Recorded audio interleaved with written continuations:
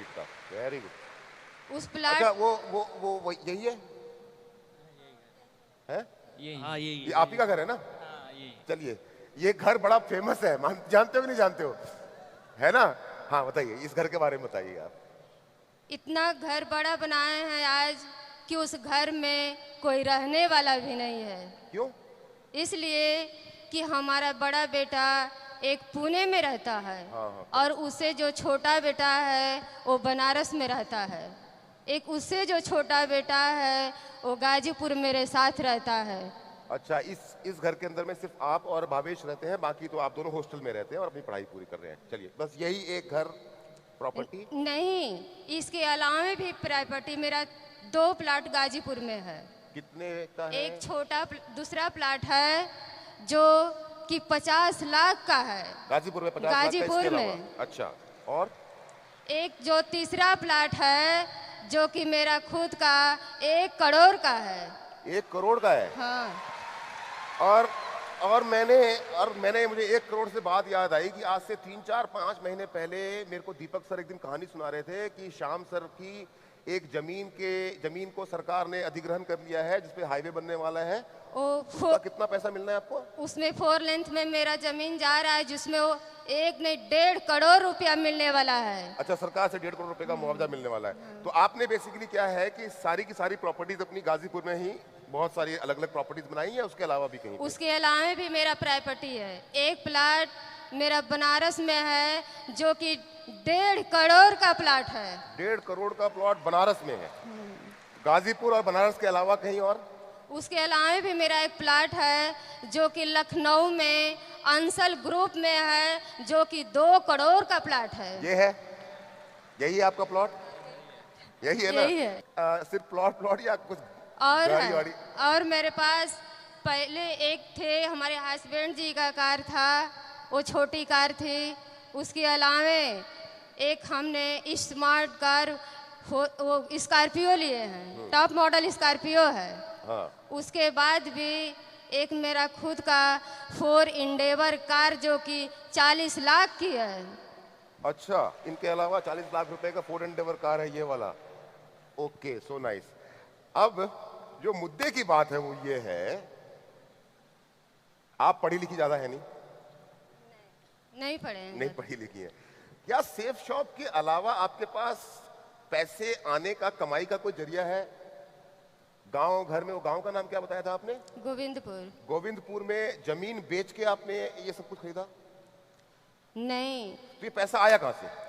ये पैसा हमारा सेठ साहब की बदौलत सारा पैसा मानता ही है। नहीं, मैं कोई नहीं मानता। नहीं, सेठ साहब की बदौलत है। मुझसे लोग ये सवाल पूछते हैं कि सेफ शॉप तो पैसा देता ही नहीं है। अंकल वेट एक बात बताता हूँ।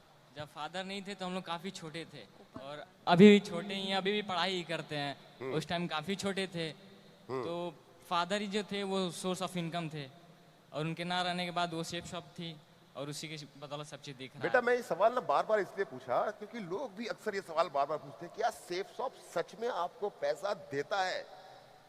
और सेफ शॉप नहीं होता तो आज हमारा वजूद नहीं होता, आज मैं यहाँ बैठा नहीं होता, आपके सामने मैं स्पीच नहीं दे पाता।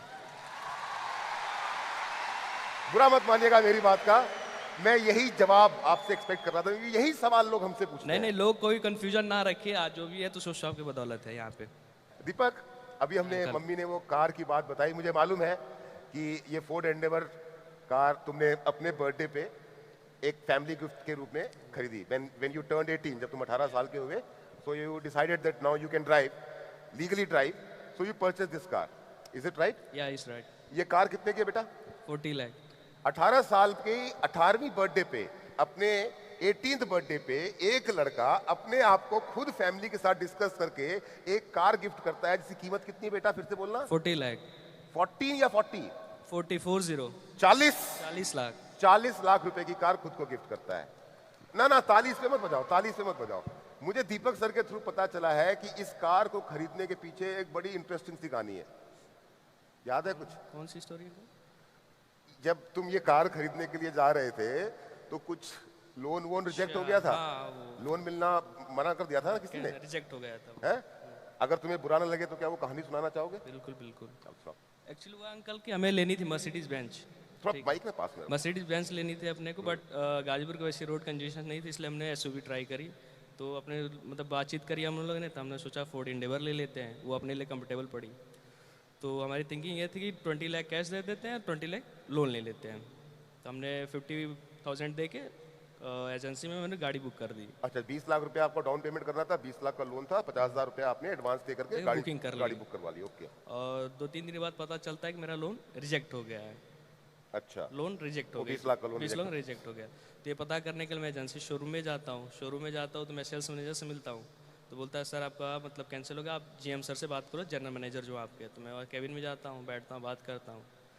तो कहता है, तो मैं उसको अपनी ट्रांजेक्शन दिखाता हूँ, आरटीआर दिखाता हूँ, आरटीजी जितने भी रहते हैं और बैंक स्टेटमेंट, उनको सारी रिजेक्ट क्यों किया? मतलब ये पहले कागज नहीं दिए थे आपने? सब कुछ था अवेलेबल, सब कुछ मैंने सबमिट सारे पेपर दिए थे आपने, आईटीआर वाईटीआर सब दिया था? सब कुछ मैंने उनको सब कुछ दिखाया। तो उनका बस यही कहना था कि दिख तो सब रहा है बट बिलीव नहीं हो रहा है।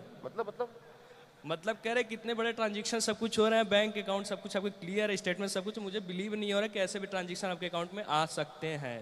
अच्छा, फिर? तब मैंने उनको समझाने की कोशिश करी कि हमारे फादर 18 ईयर्स बैक मतलब उन्होंने ये कंपनी ज्वाइन करी। क्या फादर? मतलब 18 ईयर्स बैक उन्होंने पहले पापा ने 18 साल पहले कंपनी ज्वाइन करी है, काम स्टार्ट किया। और इसके बाद मतलब ऐसे आता है ट्रांजेक्शन में। तो कह रहा है कि पिताजी को गए 12 साल हो गए, तो मेंशन नहीं है। तो मैंने बताया कि मम्मी मतलब फर्दर वर्क करते हैं, उनके नाम पे आता है। अच्छा चलिए ठीक है। तो फिर भी उनको क्या एक ही जवाब था कि दिख तो सब रहा है बट बिलीव नहीं हो रहा है। फिर तो क्या हुआ? घंटों प्रयास करने के बाद मैंने दीपक अंकल को फ़ोन किया कि दीपक अंकल ऐसी सी बात है। तो उन्होंने कहा अच्छा ठीक बेटा फ़ोन दो, मैं उनको समझाता हूँ। तो अंकल ने भी घंटों प्रयास करी, कहा कि देखिए फिर दीपक सर ने किसको, जीएम को समझाने की कोशिश करी। तो उन्होंने भी अंकल ने समझाया कि देखिए इनके फादर थे, ऐसा ऐसा किया इन्होंने, फिर इनको आप पेपर्स देख लो सब कुछ। बट वो उनका सब देखी था, दिख तो सब रहा है, सब कुछ है यहाँ पे, लेकिन मुझे बिलीव नहीं हो रहा है कि ऐसे भी ट्रांजेक्शन आ सकते हैं या फिर ऐसे भी पैसा आपको हर हफ्ते आ सकते हैं। तो अंत में मैंने ये डिसाइड किया कि अब रहने दो, यहाँ छोड़ो, अब 2 महीने बाद आएंगे और 40 लाख रुपए दे के कैश लेके गाड़ी उठा के। हाल ही यही बात हुई कि मैंने अपने बर्थडे के दिन मैंने 40 लाख रुपए दे के वो गाड़ी लेके आया। फिर उसके बाद हमें 40 लाख रुपए कैश दिया और गाड़ी लेके आई, लेकर के आ गए। दिख तो रहा है पर बिलीव नहीं हो रहा है। दिख तो रहा है पर बिलीव नहीं हो रहा है। और अब इससे मिलता जुलता एक और सवाल पूछना चाहता हूँ बेटा तुमसे मैं। देखो, तुम्हारे फादर एक बिजनेस स्टार्ट करके गए, इवॉल्व मीडिया सपोर्ट सिस्टम और सेफ शॉप कंपनी ने उस नेटवर्क को लगातार आगे बढ़ाया। तुम्हारे पास लाखों करोड़ों रुपए आए तुम्हारे परिवार के पास में, और वो लगातार आता ही रहेगा। 18th बर्थडे पे तुमने अपनी फैमिली के लिए एक कार गिफ्ट के रूप में परचेस की, जिसकी कीमत 40 लाख रुपए। बेटा, कोई तुम्हारे दोस्त यार जान पहचान में कोई ऐसा तुम्हारा फ्रेंड है जिनकी फैमिली में उनके फादर के साथ कोई एक्सीडेंट हो गया हो और वो भी उनके फादर भी ना हो? तुम्हारा कोई फ्रेंड ऐसा तुम्हारी क्लास 9 का था, वो मेरा क्लासमेट हुआ करता था। क्या 10th क्लास में? क्लास 9th में तुम्हारा क्लासमेट था?